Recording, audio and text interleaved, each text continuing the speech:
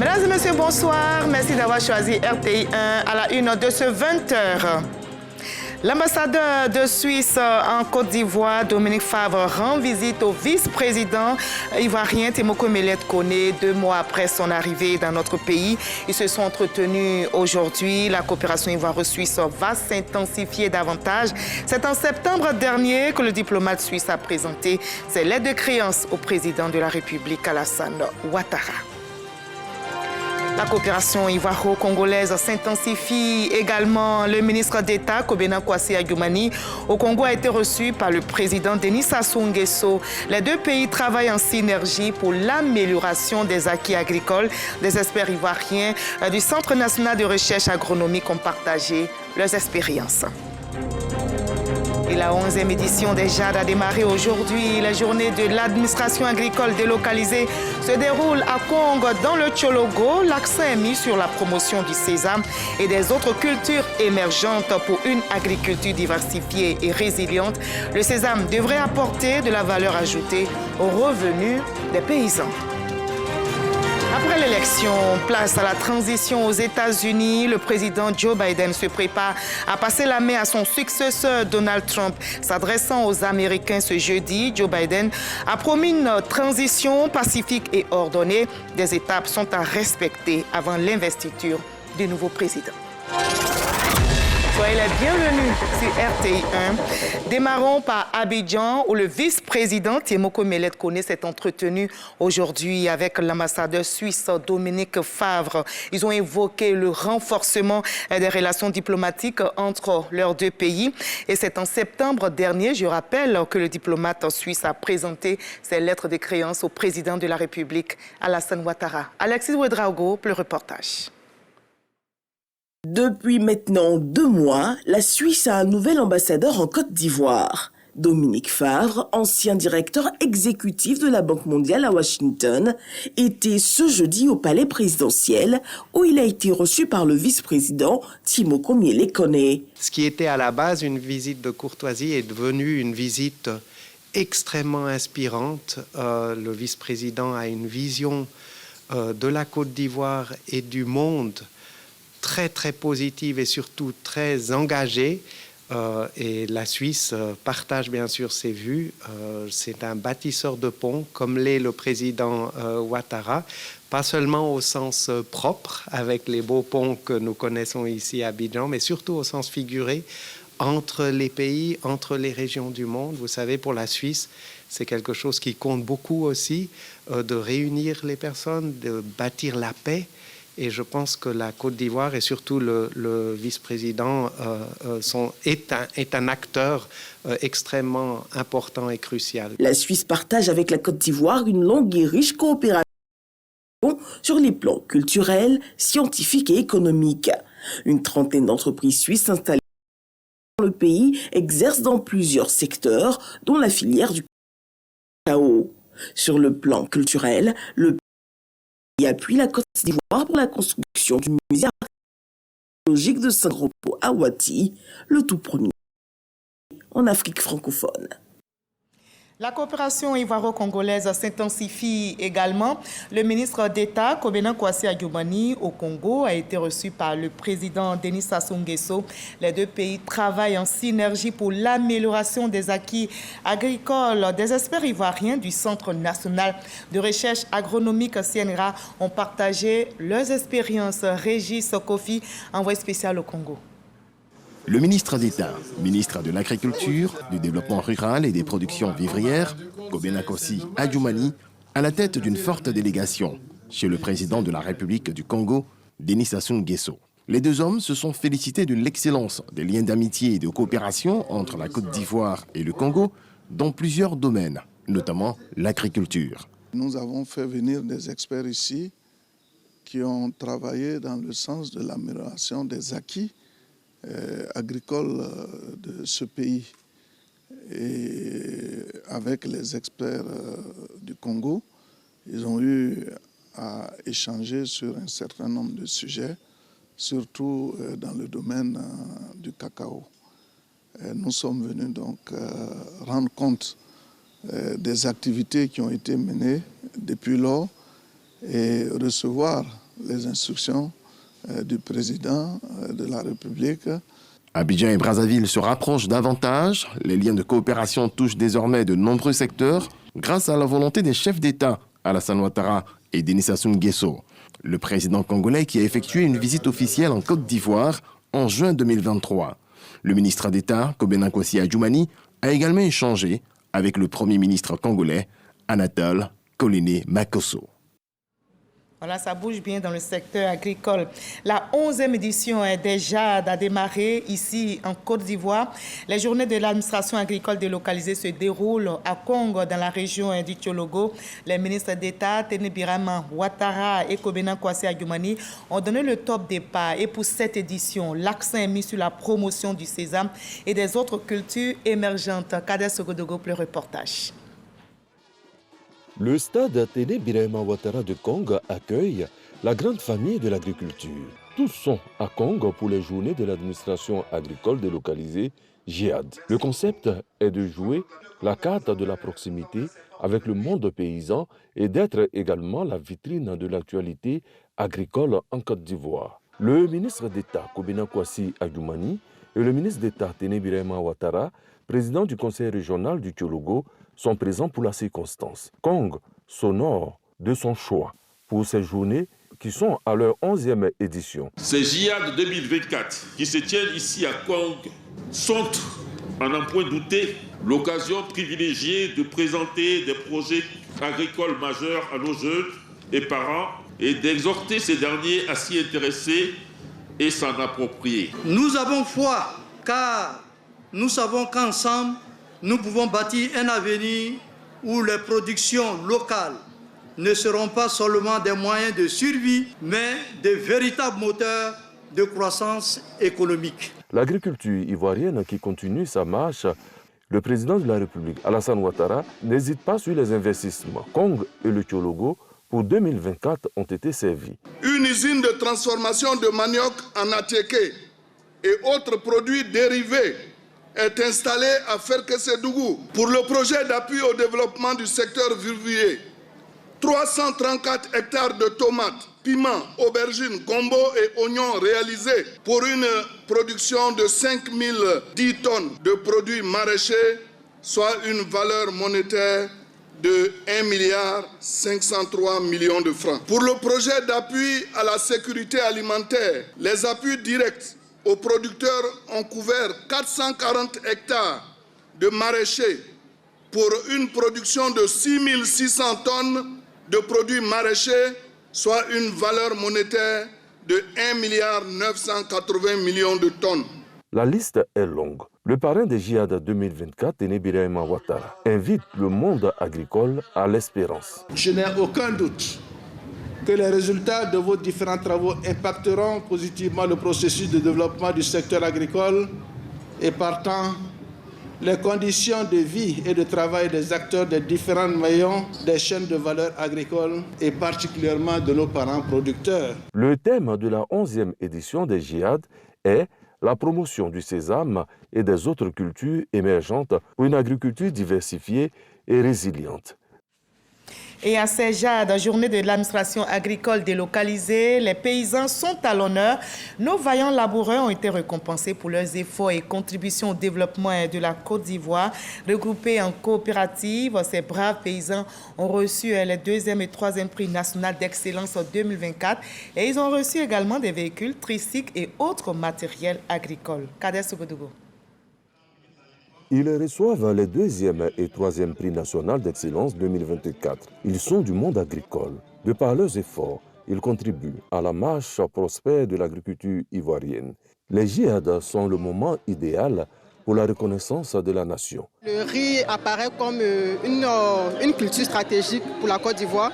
C'est dans ce cadre-là que nous travaillons pour appuyer toute la chaîne de valeur riz en Côte d'Ivoire. Je ressens un sentiment de joie et de plaisir, en tout cas pour le travail bien fait et pour la reconnaissance de l'État. 40 véhicules d'un montant de 750 millions de francs CFA pour la riziculture, tricycles, semences, engrais et autres matériels agricoles d'un coût de 600 millions de francs CFA offerts aux coopératives. Les JAD donnent du sourire aux paysans. et les efforts du gouvernement ne vont pas s'arrêter. Nous devons comprendre qu'aujourd'hui en Côte d'Ivoire, personne ne viendra faire votre bonheur. La seule personne qui peut faire le bonheur des Ivoiriens sur toute l'étendue du territoire national, qui a travaillé partout, des réalisations partout, c'est bien le président Alassane Ouattara. Ces journées de l'administration agricole délocalisée, GIAD, vont durer 3 jours. Voilà, et je vous convie à une autre journée. C'est la journée du régulateur qui se déroule au Parc des Expositions d'Abidjan. Régulation et cybersécurité au service de l'inclusion numérique, protéger les citoyens et favoriser la croissance des entreprises concentre l'attention. Et selon le ministère de la Transition numérique, la cybercriminalité a coûté plus de 9 milliards de francs CFA à notre pays ces 3 dernières années. Dangui, Soroabou. Cybersécurité, la question à l'origine d'expositions de solutions des acteurs privés et publics du cyberespace au Parc des Expositions d'Abidjan. C'est le premier jour de la 2e édition de la RTCID, ou la journée du régulateur, avec en toile de fond la promotion d'une culture nationale de la cybersécurité. Il ne faut pas faire sur Internet ce que vous ne ferez pas dans la vie de tous les jours. C'est-à-dire que lorsque vous êtes dans votre quotidien, vous ne partagez pas vos informations personnelles avec n'importe qui, avec n'importe quel étranger. C'est la même chose sur les réseaux. Il faut être prudent. Il ne faut pas aller partager ces données avec des sites que vous ne connaissez pas. L'autorité de régulation des télécommunications de Côte d'Ivoire, RTCI, fait de la sécurité du cyberespace son combat et multiplie les initiatives selon son premier responsable. Nous avons offert des services de veille, de gestion de crise cybernétique et d'assistance aux entreprises en cas d'incident de sécurité informatique. Nous avons mis en place des audits de sécurité des systèmes d'information permettant de renforcer les infrastructures informatiques des entreprises publiques et privées.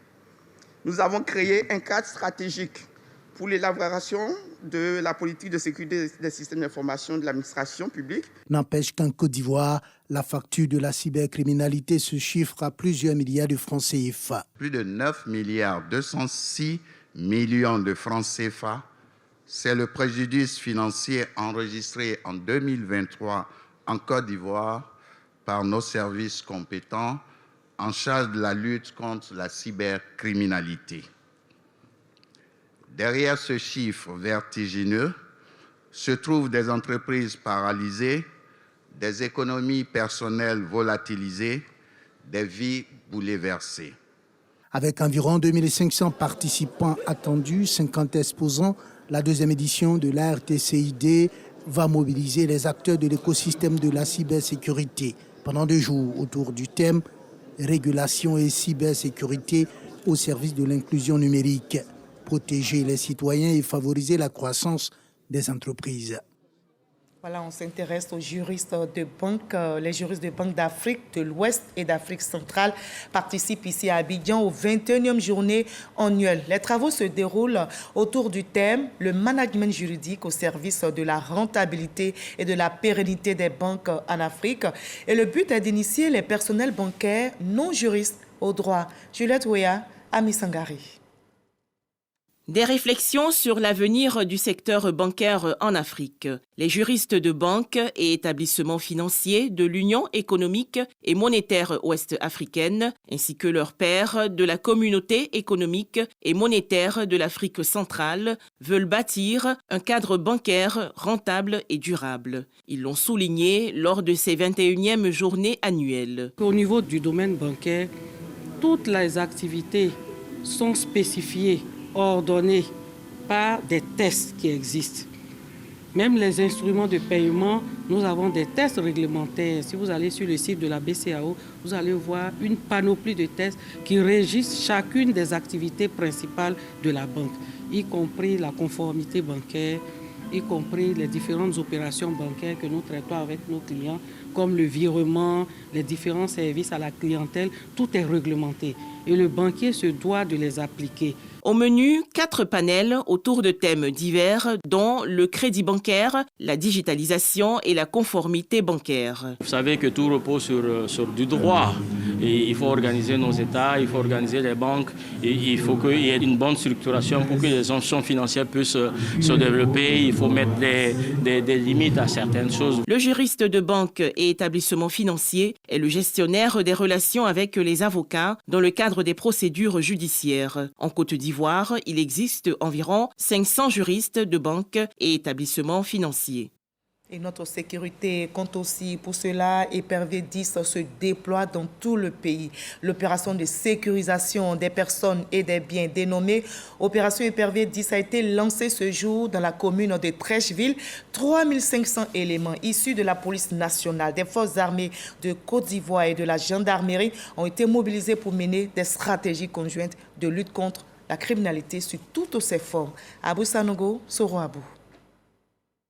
L'épervier étend ses ailes dans le district d'Abidjan. Trècheville, commune stratégique de par la densité de sa population et de l'importance des activités socio-économiques, accueille le lancement de l'opération de sécurisation dénommée Épervier 10. Comme les précédentes, elle constitue une stratégie conjointe de lutte contre la criminalité sur l'ensemble du territoire national. L'opération de sécurisation Épervier 10 sera donc de grande envergure. Elle est initiée par la police nationale avec l'appui des forces armées de Côte d'Ivoire et de la gendarmerie nationale. Réussit à maintenir la paix et à ramener à une proportion raisonnable le niveau de la criminalité sur le territoire du district autonome d'Abidjan signifie que la police nationale et les autres forces rassurent les populations et renforcent par ce fait la confiance forces de défense et de sécurité, population.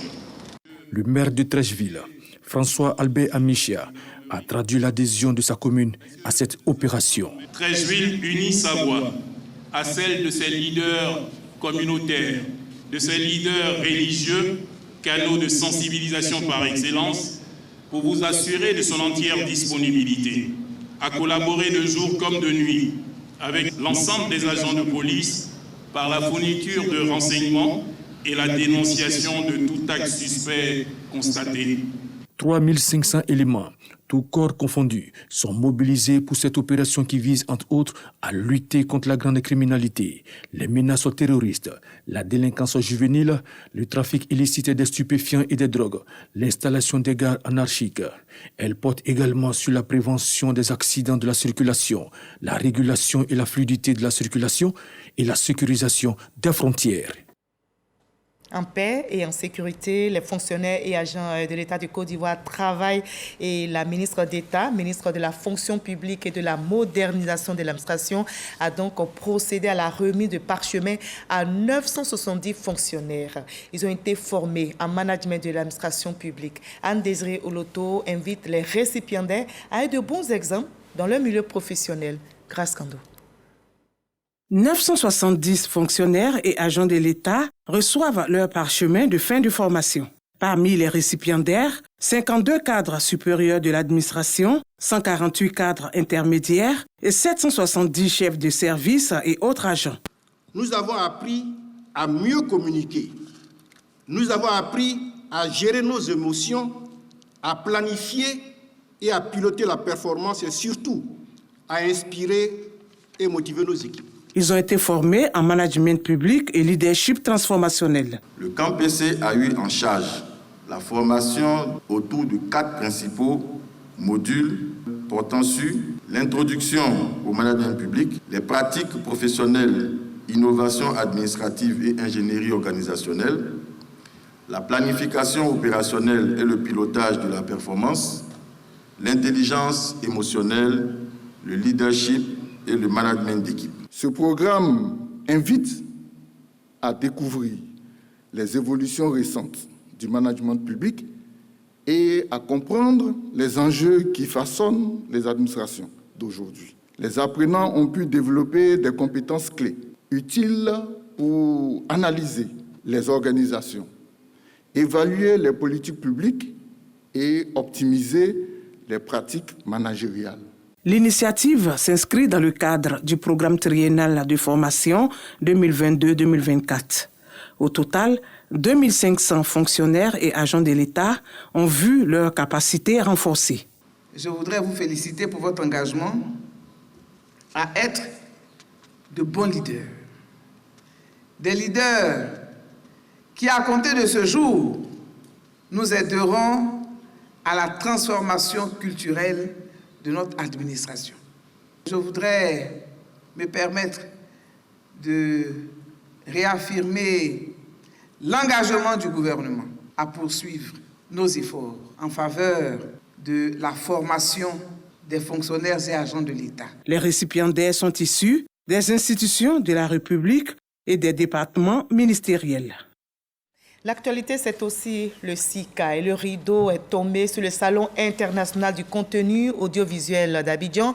Plusieurs productions audiovisuelles et innovations technologiques ont été présentées.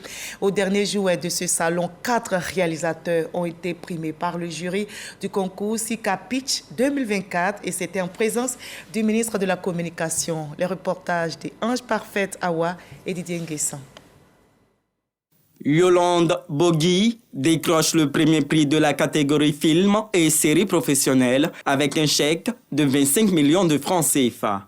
Comme elle, 3 lauréats sont primés dans les catégories documentaire, série amateur et autres flux.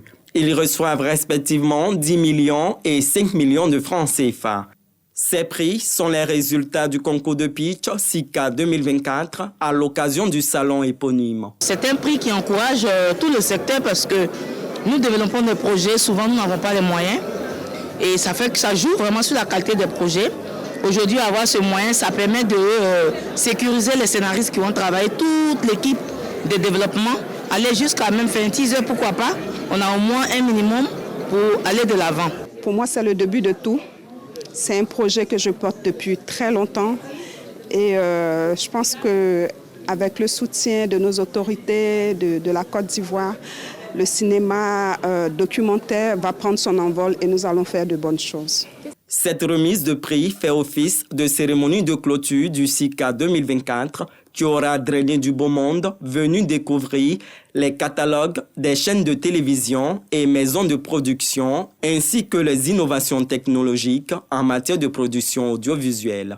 Un salon initié par le ministère de la Communication qui dresse le bilan. On est heureux que cette deuxième édition se soit tenue et qu'elle ait été, en tout cas de l'avis des participants, mieux que la première édition. Cela nous met la pression pour la troisième édition. De l'avis des participants, les thèmes choisis étaient très riches, très intéressants. Les speakers également étaient des speakers de qualité. Les animateurs de panel, les tables rondes. Donc nous sommes très heureux. Le Salon international du contenu audiovisuel SICA 2025 va se tenir les 26, 27 et 28 juin 2025. Je vous propose, pourquoi pas, de passer un week-end à Jacquesville. Et là-bas, vous avez de fortes chances de rencontrer un homme merveilleux nommé commandant Daniel. Sa particularité, c'est qu'il déborde d'énergie et il est plein d'assurance. C'est cet homme que vous voyez sur ces images.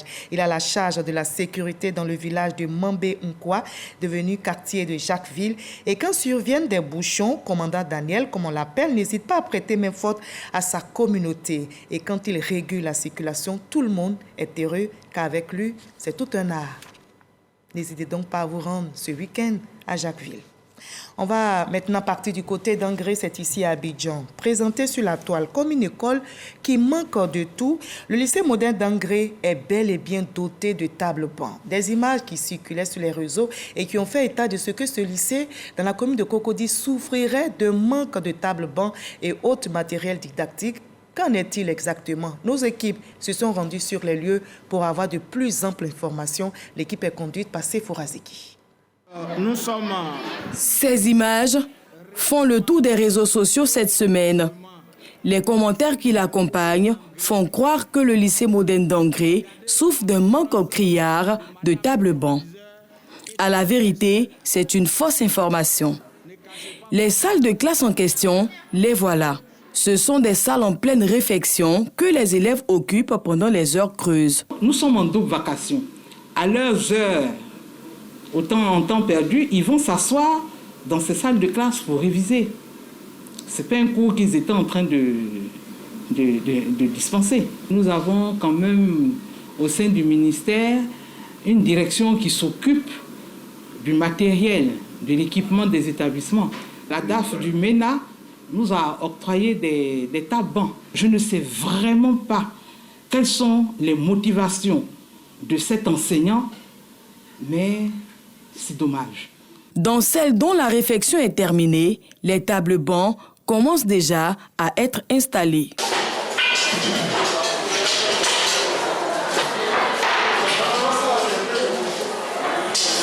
En 2024, le gouvernement ivoirien a mis plus de 34 000 tables-bancs à la disposition des lycées, collèges et écoles primaires pour permettre aux apprenants d'évoluer dans de meilleures conditions. Comme c'est le cas ici au lycée moderne d'Angré. Je vous signale que l'année dernière, on a reçu 34 098 tables-bancs. Ces tables-bancs ont été acquis et distribués. Nous avons toute la documentation. Depuis 2012, le gouvernement ivoirien ambitionne de positionner l'école ivoirienne au rang des meilleures du monde entier. Pour lui, la qualité passe donc par la dotation des écoles en matériel. Et voilà qui est clair dans ce reportage de Sephora Zegui. L'opération de révision de la liste électorale, je rappelle, s'achève le 10 novembre prochain. Les partis politiques s'activent sur le terrain. Du côté d'Anyama, le coordonnateur régional du RHDP sensibilise les militants. Le reportage de Marie-Chantal Akanda. Les militants du RHDP, Rassemblement des oufouettistes pour la démocratie et la paix du quartier Belleville d'Anyama, remobilisés pour leur participation au processus de la révision de la liste électorale 2024. L'initiative est du coordonnateur régional du parti Amidou Sila qui les exhorte à s'inscrire massivement sur la liste électorale afin de garantir la victoire des candidats du RHDP aux futures échéances électorales. Nous avons envie que le président Alassane Ouattara reste avec nous. Il n'est pas fini son travail encore, beaucoup reste à faire et c'est pour cette raison que nous sommes venus dire à la population pour que le président Alassane Ouattara reste avec nous, il faut qu'on soit inscrit sur la liste électorale. Il faut que la population sorte pour aller s'enregistrer. Allez dans chaque cour, allez demander aux personnes qui sont là d'aller se faire enrôler. Votre travail est de sortir vos voisins, vos amis et vos soeurs et vos frères, vos maris. Ils n'ont qu'à aller se faire enrôler. Message bien perçu par les militants qui se sont engagés résolument à investir tous les centres d'enrôlement de la commune. La région politique d'Anyama s'est fixée pour objectif de faire enrôler 26 000 primo-votants au terme de l'opération de la révision de la liste électorale 2024 prévue le 10 novembre prochain. À Abobo, on sensibilise aussi pour l'inscription sur la liste électorale et c'est la convergence des femmes de Côte d'Ivoire en partenariat avec l'ONG Femmes Actives pour le développement, l'émergence et la paix ainsi que l'association des décoreurs et concepteurs de coiffes qui sensibilisent les femmes. Les femmes sont encouragées à s'inscrire sur la liste électorale. Yves Nyazale, Suleiman Donisongui, Kader Bakil pour le reportage. Campagne de sensibilisation des femmes de la commune d'Abobo à prendre part à l'opération de la révision de la liste électorale. Dans l'optique de promouvoir des élections apaisées avec une participation significative de la gente féminine, la convergence des femmes des Côte d'Ivoire en collaboration avec l'ONG Femmes Actives pour le développement, l'émergence et la paix et l'association des décorateurs et concepteurs de coiffes initie la présente activité. Nous avons tenu à organiser cette cérémonie afin d'expliquer l'utilité de la paix. Rappeler à la population que 2025, nous allons aux élections. Déjà, nous avons adopté une mentalité de paix. Nous avons convoqué assez de chefs religieux pour qu'ils puissent parler à leur population, que tout le monde s'inscrit sur la liste électorale afin qu'on ait des élections paisibles. Attaché aux valeurs de paix et de cohésion sociale, le représentant de la chefferie d'Abobo, Sagbé, soutient l'initiative. Au fur et à mesure que nous sensibilisons nos enfants pour une paix durable, ça permet tous les échéances électorales qui arrivent en 2025, ça peut faire la prévention dans toutes les communautés. On appelle toute la population ivoirienne, en particulier à Abobo, que tout le monde se rend dans les lieux de vote pour s'inscrire à la liste électorale. Sensibilisation sur le droit de vote, unité et cohésion sociale au sein des différentes communautés, ce sont là les maîtres mots de cette rencontre. la vie n'est pas toujours rose. Il y a une note triste. Décédé le 18 septembre dernier, le sénateur Tompiezo Augustin a reçu l'hommage de ses pairs sénateurs ce jeudi 7 novembre. C'était à la permanence du Sénat à Abidjan, en présence de la présidente de cette institution, Kandia Camara. Herman Guivé pour le reportage. L'hommage du Sénat a fait le sénateur Tompiezo Augustin, rappelé à Dieu le 18 septembre 2024, dans sa 80e année, nommé sénateur en 2019, puis en 2023, il était membre de la Commission des affaires économiques et financières. Les sénateurs de Côte d'Ivoire, réunis pour saluer une dernière fois la mémoire d'un collègue respecté de tous, dans les jardins de la permanence du Sénat d'Abidjan, à leur tête, la présidente de l'institution, Kandia Camara. Piquet d'honneur observé par chacun d'entre eux, comme pour lui signifier leur présence à ses côtés, alors que vient l'heure de la séparation. Son souvenir est encore vif dans leur mémoire. Tompiezo Augustin était un homme de conviction, un homme de dialogue. Dans le cadre des travaux parlementaires, nous avons partagé de nombreux moments de réflexion et de débat, parfois très animés, mais toujours empreints de respect mutuel. Le départ inattendu d'une telle personnalité ne peut qu'engendrer un vide profond. Un vide qui, certes, ne pourra jamais être comblé, mais un vide qui devrait nous inciter davantage à poursuivre l'œuvre commune de bâtir et de promouvoir un Sénat fort au service des populations. Zo Tompio Augustin aura fait sa part ici-bas. Tompiezo Augustin, un homme engagé et loyal dans le travail, la famille biologique du disparu est reconnaissante du soutien apporté par le Sénat et sa présidente, Kandia Camara. Tompiezo Augustin a été fait, à titre posthume, commandeur de l'Ordre national. Feu Tompiezo Augustin reçoit les honneurs militaires. Clap de fin de son passage à la Chambre haute du Parlement ivoirien, cette haie d'honneur dressée par ses pairs sénateurs pour lui dire que ce n'est qu'un au revoir. Voilà, ainsi va la vie.